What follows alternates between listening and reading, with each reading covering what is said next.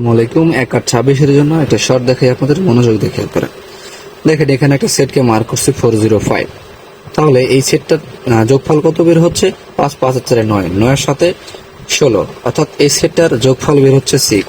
পরবর্তীতে খেয়াল করেন 453, তাহলে 5 5 আর 3 8, 8 আর 4 12, 12 সাথে যদি আমরা এখন 0 কে যুক্ত করি তাহলে কিন্তু 12 টোটাল 2 কে পাই। পরবর্তীতে দেখেন 8 6 7 2, তাহলে 7 7 আর 6 13, 13 আর 8 13, 14 15 16 17 18 19 20 21, 21 আর 2 23, এখান থেকে একটা 3 এর যোগফল পাই। পরবর্তীতে খেয়াল করেন 356, এটা 356 এবং এখানে কত বসবে? তার পূর্বে খেয়াল করেন আমাদের এখানে 405 এর এবং 7 এর যোগফল 6 হওয়াতে এই 6টা পরবর্তীতে এখানে ডিজিট হিসেবে বা সংখ্যা হিসেবে ছিল শেষে।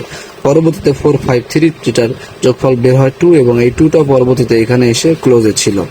তারপরে দেখেন এখান থেকে এই সেট এবং এই সংখ্যাকে মিলে 3 এর একটা যোগফল বের হচ্ছিল যেটা পরবর্তীতে এখানে এসে শেষে ছিল। এখন যেহেতু আমরা একটা জিনিস খেয়াল করেছি যে এখান থেকে যেই এই 4টা, তো এখান থেকে একটা সেটের টোটাল এবং এখান থেকে এটাকে মিলায়া যে টোটালটা বের হচ্ছে সেটা এখানে থাকে। তাহলে দেখেন 3564, যেহেতু আমাদের 4 একটা নির্দেশনা দিচ্ছে যে এখানে আসলে 4 এর একটা টোটালের নির্দেশনা দেখা যাচ্ছে, তো সেই ক্ষেত্রে দেখেন 5 5 আর 6 11, 11 4 14, তাহলে সরি 6 6 আর 5 11, 11 4 11 3 14, 14 সাথে যদি আমরা এখন এখানে একটা 0 কে নেই অর্থাৎ 0 সংখ্যাকে নেই তাহলে কিন্তু এই 4টা ফিল আপ হয়ে যায়।